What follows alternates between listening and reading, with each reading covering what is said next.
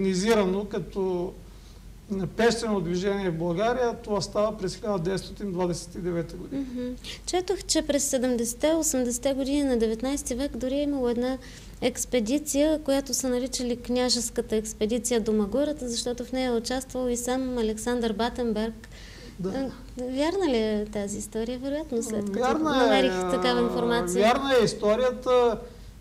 Аз бих ви насочил към произведенията на патриарха на българската литература Иван Вазов. Той е обичал Искърското дефиле безкрайно много. Той описва проникване в Ръжишката пещера на Лакатни, включително има снимки от този район, така че началото на миналия век и то преди 29-та година е стало това нещо, като имаме предвид кога е роден и кога е умрял Иван Вазов, така че това също е описано в неговите пътеписи и го има на снимки. Някои от снимките, които можем да видим тук, бихме могли да коментираме също.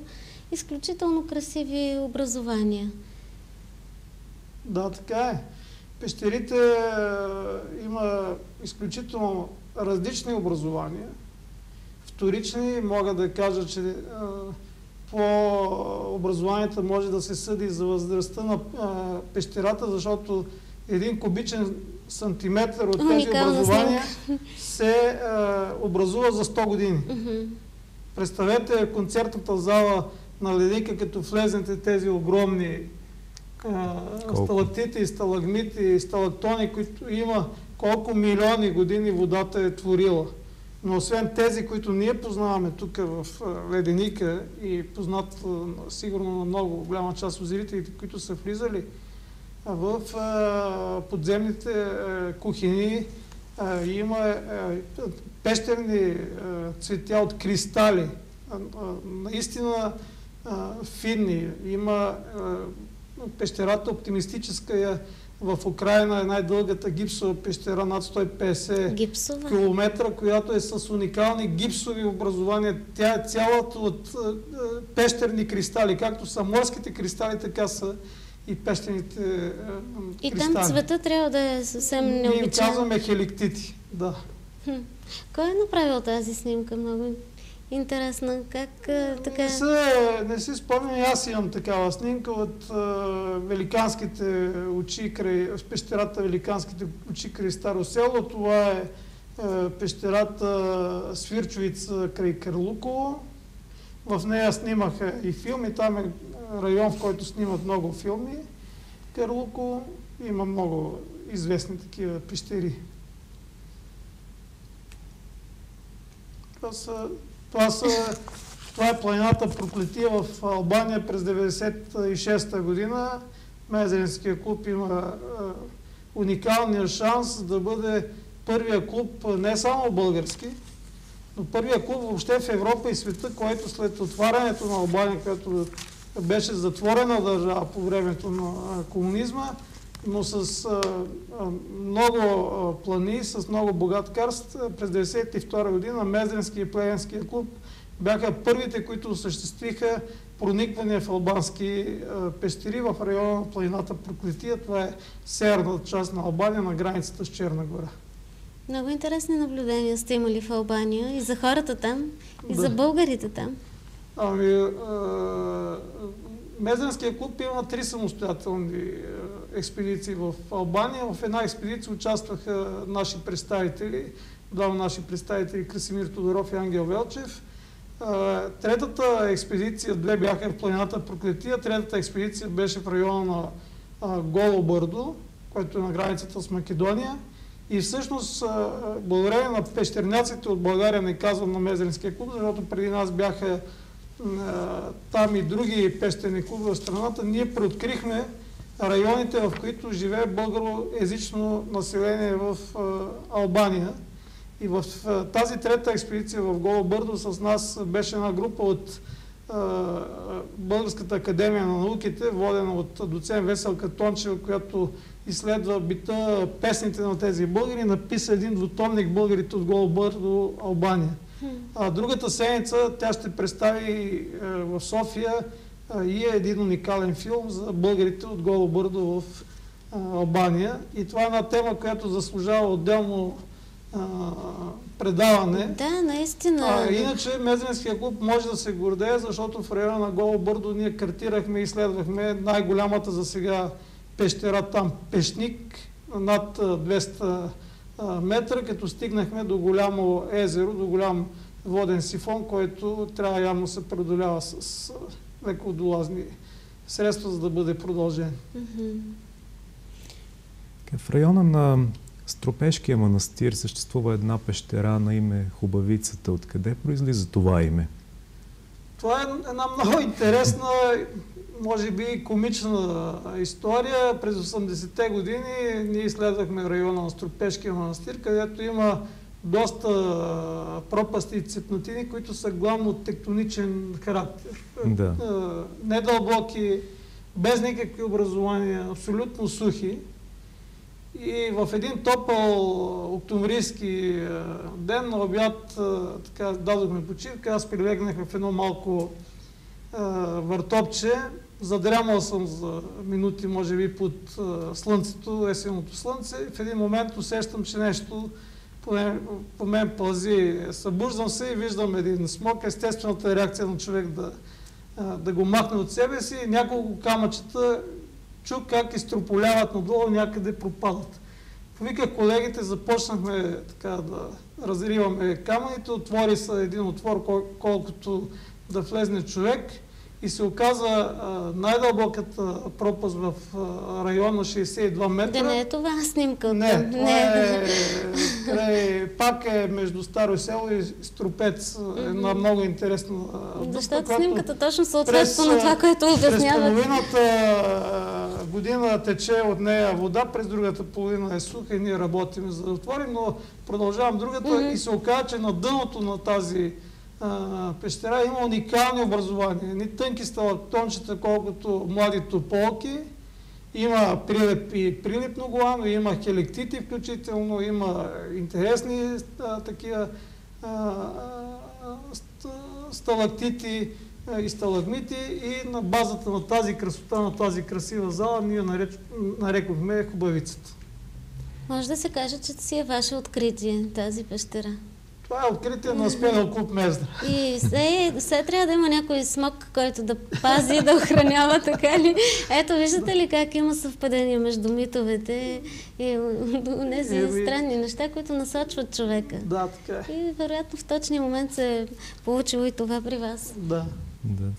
Също така знаем, че ваша снимка попадна в списание National Geographic. Това е нещо много интересно, може би зрителите ще имат възможност да я видят след малко. Да, ще я видим. Тя наистина е... Но може би... Всъщност... ето много е снимката, интересна снимка. Това е снимката. Великанските очи. От пещерата Великанските очи край Старо село. Тя е наречена така, благодарение на това образование в дъното на пещерата, което прилича действително на две големи очи. Трудно е да се хване прилеп в такъв момент, но съм успял да го заснема и я нарекох Великанските очи и техния пазител. Моята съпруга хареса снимката и каза, защо не изпратиш в National Geographic. Аз послушах съвета и пратихме я и веднага ни отговориха, че в майския брой на National Geographic ще бъде публикувана. Ето го списанието. От коя година? От тази година. Това е снимката. В това списание има интересен пътепис за Деветошката пещера. И тъй като виждам, че в студиото вие съхранявате книги явно подаръци, аз искам да го подаря на предаването Суаре. Благодаря. За нас е чест, толкова приятен подарък, наистина. Така, кое е по-важно за една трудна експедиция? Психика или физика, за да устоиш на всичките изпитания и стрес в трудни моменти?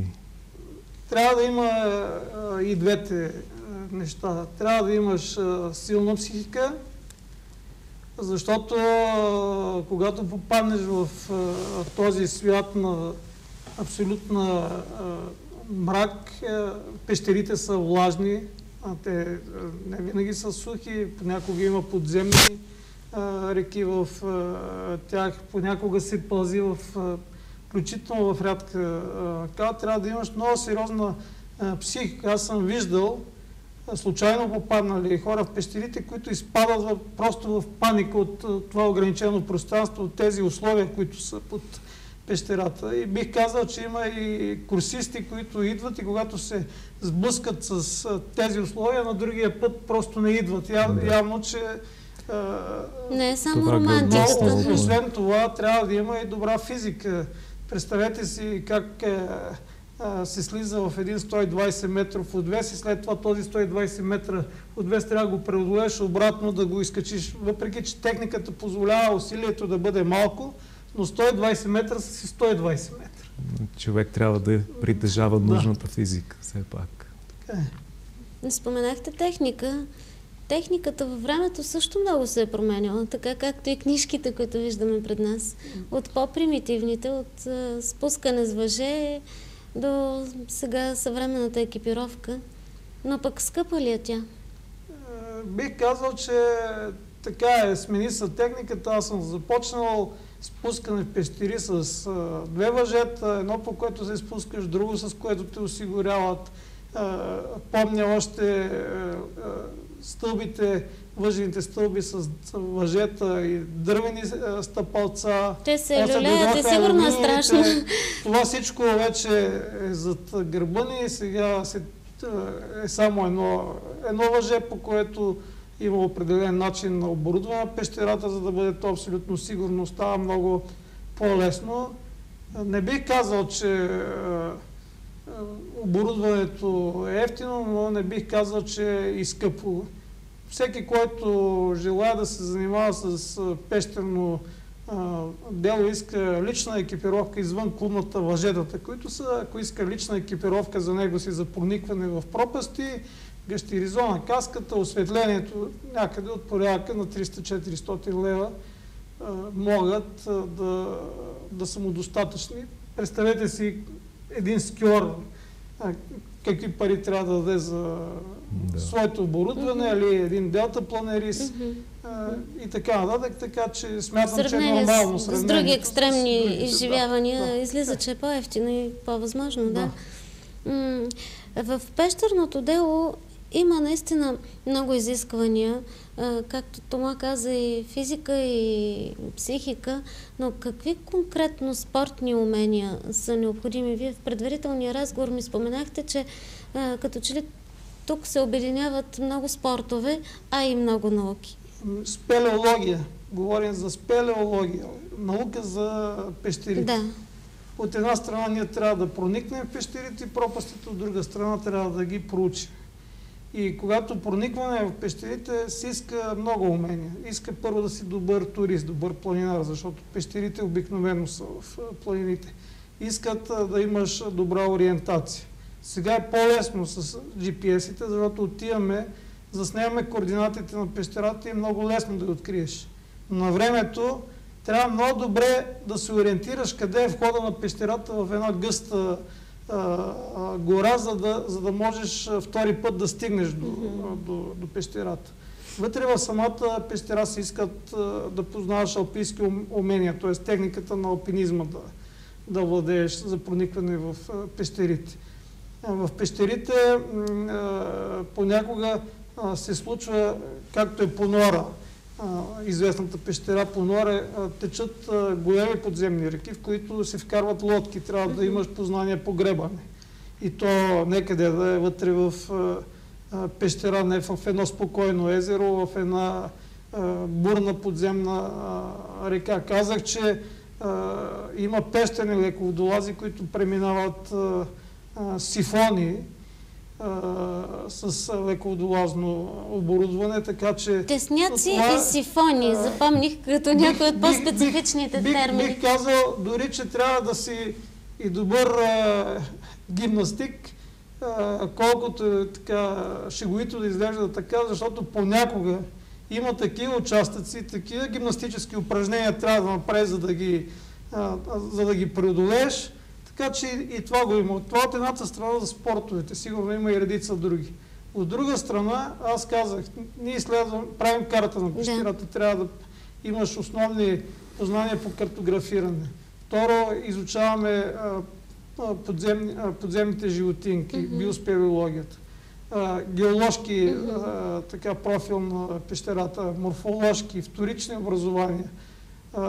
Така че редица науки, които трябва човек да има известни познания, за да претендира, че е добър като спелеолог. И на всичкото отгоре трябва човек може би да разбира малко и от история, да познава митовете и легендите, защото много от пещерите са свързани с това.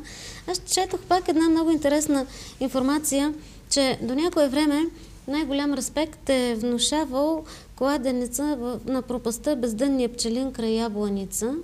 И там историята е много дълга. От гигантския му отвор лъхал пещерен хлад, за покитания надолу камък, падал дълго докато стигне дъното.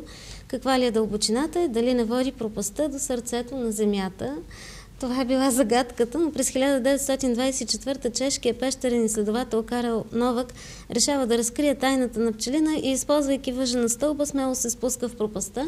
Уви, стълбата е дълга само 80 метра и краят не успява да достигне дъното. Според Новак до него остават още 20 на метра, но загадката на бездънния пчелин остава неразгадана дълги години. Днес за нея се знае, че е 105 метра и днес на картата има и по-дълбоки пещери от тази, както и по-дълги от деветашката. Защо е така толкова интересно в пещерното дело да се постави някаква класация на най-дългата и на най-дълбоката от пещерите? Това е естествен стремеж да класифицираме пещерите по дължина и по дълбочина. Действително, бездънния пчелин е дълбока пропаст, но не е най-дълбока. Познавате ли го лично? Не съм влизал, но знам пропастта. Около 80 метра е отвеса от тези 105 метра, 80 са отвеса. Мога да ви кажа, че над манастира Свети Иван Пусти е Хайдушката пропаст, която е с абсолютен отвес от 108 метра. Така ли? Казах ви за пропастта Дружба, която е с 120 метра уникален отвес. Между другото, на Балканите най-дълбоки отвес е в Ел Султано, Мексико, 410 метра отвес, абсолютен. Но имаме съвсем близко до нас, не е необходимо да се ходи чак до Мексико, който има така здрава психика, здрави нерви и добра физическа подготовка, може да отиде в Проватина в Гърция, отвес е 392 метра. Ходи ли сте там? Не сме, съжаление, ходили, не сме прониквали. Така че това са абсолютните отвеси. Иначе най-дълбоката пропаст сега в света е Ворония Крубер в Кавказ. Тя е без 4 метра, 2200 метра денивелация. Това е пропастна пещера с хоризонтални и вертикални участъци и в България за сега е твърде скромно. Това е Райчова дупка в Троянския Балкан, само 372 метра денивелация е най-дълбоката дупка. Между другото, Мезденския спелеолог клуб може да се гордее с един свой спелеолог, Ангел Велчев, който през 1989 година също беше в Кавказ и влезна в друга много дълбока пропастна пещера в света, Пантюхинская. Стигнаха до 700 метра денивелация, тогава заваляха обилни дъждове, напълниха пещерата и те трябваше спешно да бъдат евакуирани навън, не успяха да стигнат дъното, но това е човека с най-голям личен рекорд в Мезенския спелео клуб. Най-дългата пещера в света, казвам не по една лодка, защото в спелеологията се навръзват всички галерии, всички етажи, общата дължина.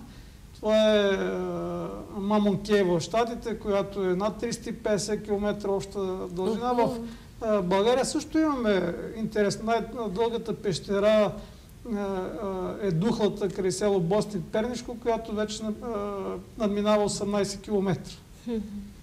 Това са, разбирате, какви галерии и за какво става въпрос и каква ориентировка трябва да има един човек, за да може да влезне и да излезне.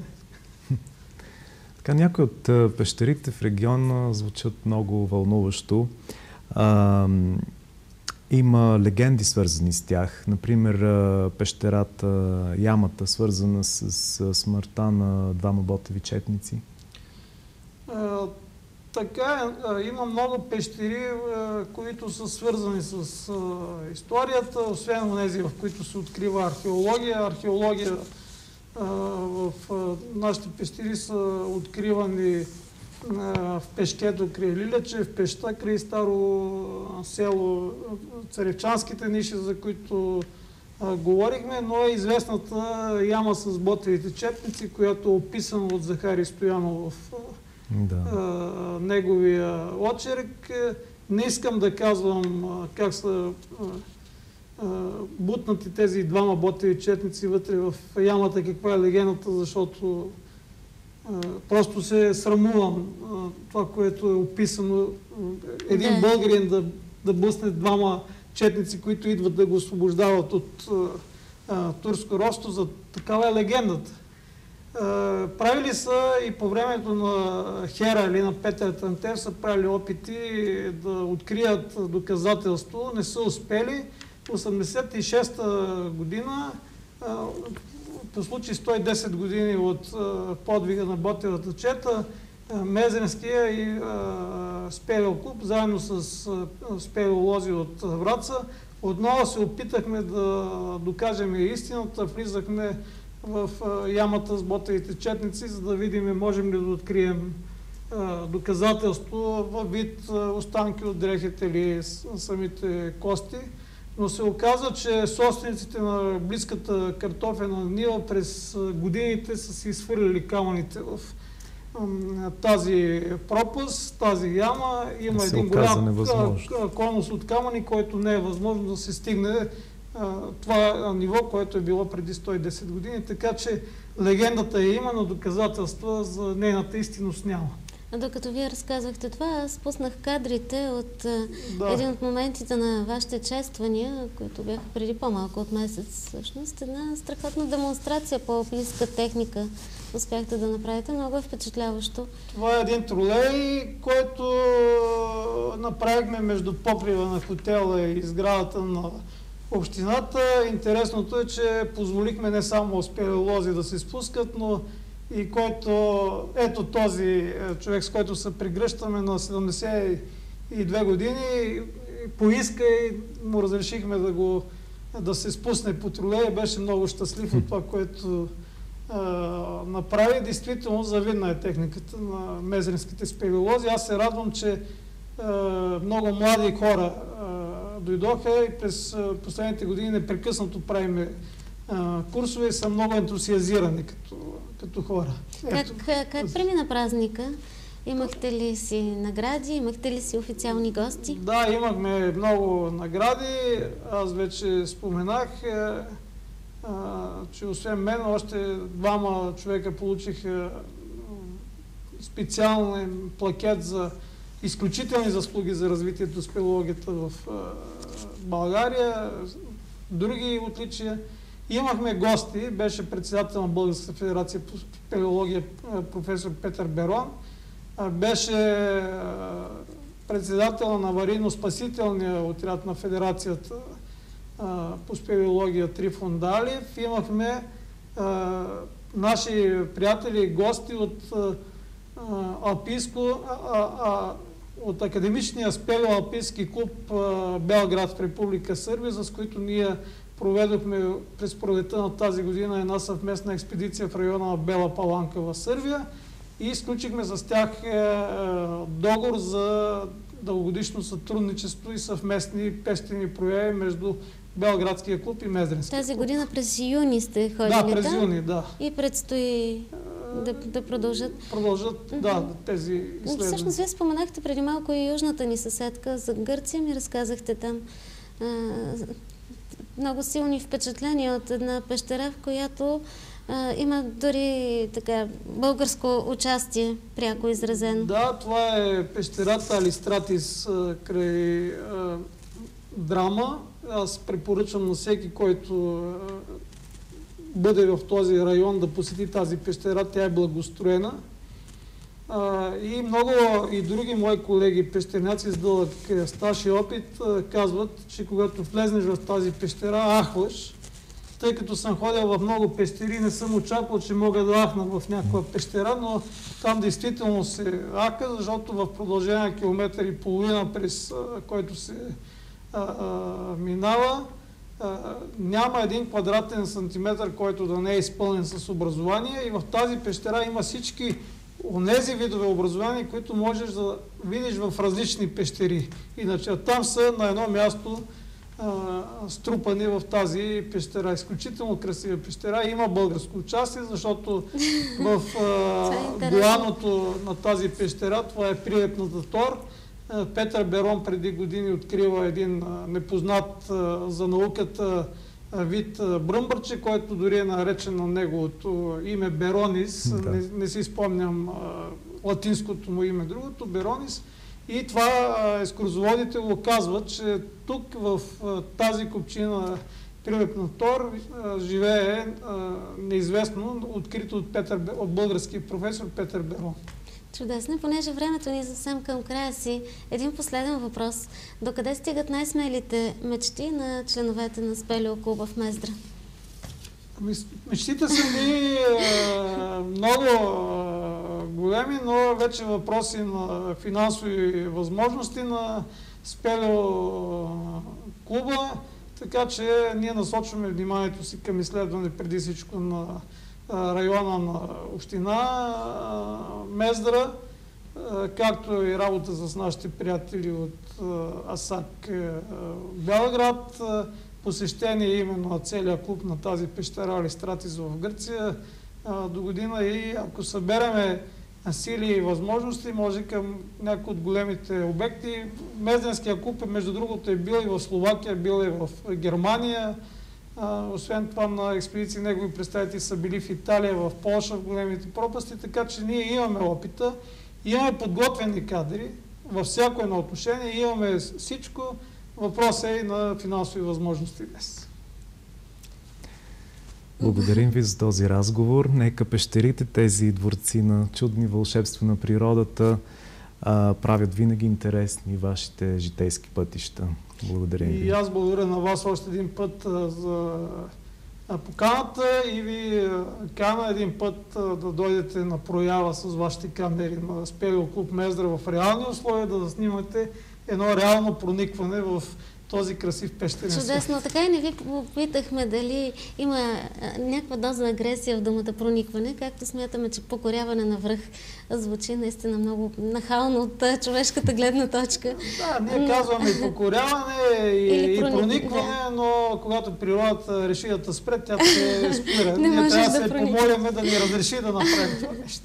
Благодаря ви още веднъж. Желая ви много успехи, много полезен опит и много смелост в проявите на Спелеоклуб. И аз желая на вашия екип още много предавания в различни интересни области на целия култура, изкуство, спелеология, туризъм, спорт. Благодарим много. Благодаря и на вас, уважаеми зрители, че бяхте с предаването Суаре. Гледайте ни следващия вторник, когато гост тук ще бъде Владимир Аврамов, един уникален врачанин, който е изрисувал повече от 8000 квадратни метра площ, стенописи и в България, и в чужбина. Още веднъж да припомня събитието, което ще се случи утре в 10 часа, тържественото откриване и освещаване на паметника на Васил Кънчов на площад Руски. Приятна вечер!